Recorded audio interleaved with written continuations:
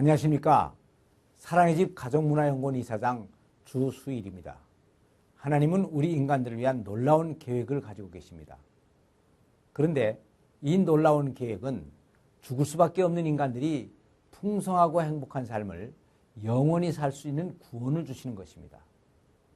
그런데 죽지 않고 영원히 사는 것은 천국에 가면 다 이루어집니다. 그러나 이 세상에서의 풍성하고 행복한 삶을 사는 것은 그렇게 쉽게 이루어지지가 않습니다. 그 이유는 풍성한 삶은 항상 시련과 고난이라는 가면을 쓰고 오기 때문입니다. 그러니까 사람들이 이 축복을 누리려면 고난 뒤에 오는 축복을 믿음의 눈으로 볼 수가 있어야 되는 것입니다. 그래서 히브리서 11장의 말씀을 보면 믿음은 바라는 것들의 실상이요 보지 못하는 것들의 증거니 선진들이 이로써 증거를 얻었느니라 라고 하는 말씀이 있습니다. 이 말씀은 믿음은 우리들이 바라고 있는 미래의 삶을 현실로 만들어주는 능력이고 증거이기 때문에 믿음의 선진들이 모두 이 믿음으로 성공적인 인생을 살아갔다는 것을 강조하는 말씀입니다. 사람들이 세상을 살다 보면 자신이 해결할 수 없는 어려운 여건들을 많이 당하게 됩니다. 그런데 믿음이 없는 사람들은 이 어려움 앞에서 좌절을 합니다. 그러나 믿음을 가진 사람들은 자기를 향한 하나님의 계획을 확실히 믿기 때문에 이 어려움을 극복할 수가 있는 것입니다. 그래서 히브리서에서 열거한 믿음의 선진들을 보면 모두가 인생의 전반부에서는 수많은 시련과 고통을 당했지만 믿음으로 이것들을 극복하고 자기의 생애를 성공적으로 바꾸었던 것입니다. 믿음의 조상 아브라함이 그랬고 야곱이 그랬고 모세가 그랬고 요셉이 그랬고 다윗이 그랬습니다. 이분들은 다 하나님으로부터 축복의 약속을 받았습니다. 그러나 인생 전반부에서는 극심한 시련과 역경들을 당했습니다. 아브라함은 갈 바를 알지 못하고 고향을 떠나 하란과 가나안과 애굽으로 유랑 생활을 해야 했고 야곱은 20년이 넘도록 형에게 쫓겨서 외삼촌 라반의 집에서 더부살이를 해야 했고 모세는 궁중에 호화로운 생활을 벌이고 40년 동안 미디안 광야에서 양치기로 살아야 됐던 것입니다.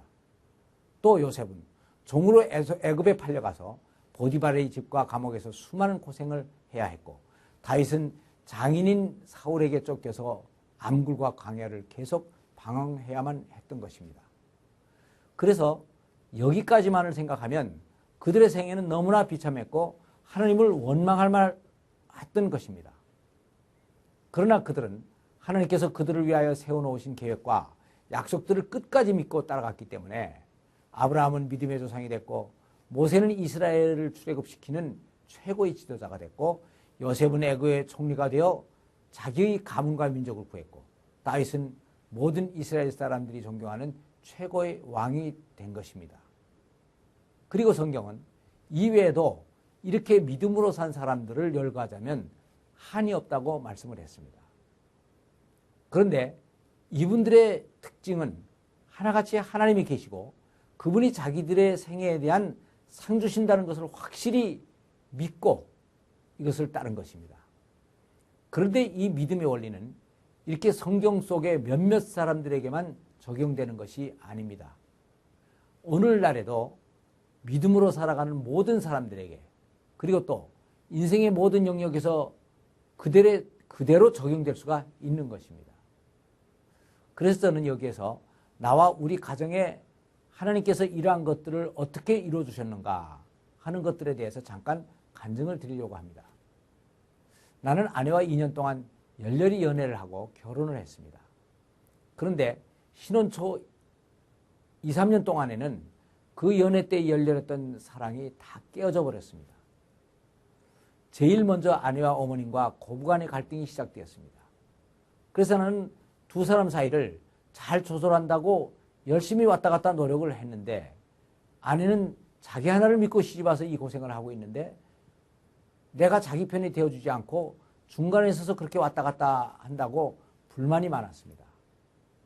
그래서 이 고부간의 갈등이 결국 부부간의 갈등으로 비화가 되었습니다. 그리고 두 집안의 문화와 습관과 또 두 사람의 성격과 신앙의 수준 차이까지 모두 드러나면서 우리 부부는 결국 산다 못 산다 하는 말까지 막 하면서 심각한 부부싸움을 하게 됐습니다. 이렇게 되니까 나는 신앙인으로서 이 일을 어떻게 처리해야 되는가 하고 많은 고민을 하게 됐습니다. 그러나 그때 나는 하나님께서 짝지어 주신 것을 인간이 나누지 못할지니라 라고 하는 성경 말씀을 보면서 우리는 교회에서 목사님이 주례로 성경에 손을 얹고 평생을 사랑하며 살겠다고 선서까지 한 사람이기 때문에 절대로 이혼은 할 수 없다라고 생각을 했습니다. 그래서 아내가 도저히 못 살겠다고 이혼을 운운할 때 나는 이렇게 대답을 했습니다. 예수를 믿는 내 사전에 이혼은 없어. 그러니까 정 못 살겠다고 하면 애들을 데리고 나가서 당신이 따로 사는 거야. 그리고 생활비는 내가 평생 동안 다 대줄 테니까. 그리고 당신도 알다시피 나는 연애도 지금 이렇게 해봤고 결혼도 해봤는데 이렇게 실패를 했잖아. 그러니까 새로 장가들 가거나 연애를 다시 하는 일은 절대로 없을 거예요. 라고 선언을 했던 것입니다. 그러면서 나는 내가 그렇게 모난 사람이 아니고 또 신앙도 좀 있는 사람이고 아내도 비교적 좋은 사람이고 무엇보다도 우리 둘이는 서로 사랑하고 있었는데 왜 이렇게 살기가 힘든가? 우리 부부는 잘못 만난 짝이 아닌가 하는 생각을 하면서 많이 괴로워했었습니다. 그러나 나는 이 일을 계기로 부부란 무엇인가? 부부 생활은 어떻게 해야 되는가?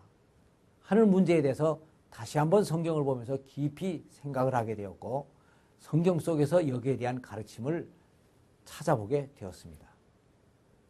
그러다가 하나님께서 인간을 남녀로 만들어서 결혼을 시키고 가정을 이루게 하신 특별하신 뜻과 부부가 행복하게 살아가는 가정제도의 원리와 또 가정에서 남편과 아내들의 역할들이 무엇인가 하는 것들을 알게 됐습니다. 그리고 이것들을 실천하는 과정에서 우리 부부는 그전과는 전혀 다른 행복한 부부 생활을 경험하게 됐습니다. 그래서 지금 와서 돌이켜보니까 신혼 초기의 어려움들은 하나님께서 우리 가정을 향해서 가지고 계셨던 놀라운 계획의 일환이었다는 것을 알게 됐습니다. 그런데 이 계획은 내가 하나님께서 짝져 주신 것을 인간이 나누지 못할지니라 하는 말씀을 끝까지 붙잡고 나가는 믿음을 통해서 성취되었습니다. 나는 지금도 뒤를 돌아다보면 아주 아찔한 면이 있습니다. 만일 내가 아내가 헤어지자고 했을 때 나도 그래. 그러면 그러자. 나도 괴로우니까. 라고 하면서 그냥 헤어졌다라고 하면 어떻게 됐겠습니까? 이러한 행복은 알지도 못할 것이고 오늘날 깨어져서 고통을 당하고 있는 수많은 다른 가정들과 같이 불행한 가정이 되고 말았을 것입니다. 내가 부부간에 아주 어려웠을 때 가장 큰 힘이 된 것은 우리 부부가 만나서 결혼한 것은 우연이 아니고 하나님의 특별한 계획 속에서 이루어졌다 하는 것을 믿는 믿음이었습니다. 이 믿음은 내가 역경을 이길 수 있는 힘을 주었고 결혼 생활에 대한 성경적인 원리를 발견하게 하는 계기를 주었습니다.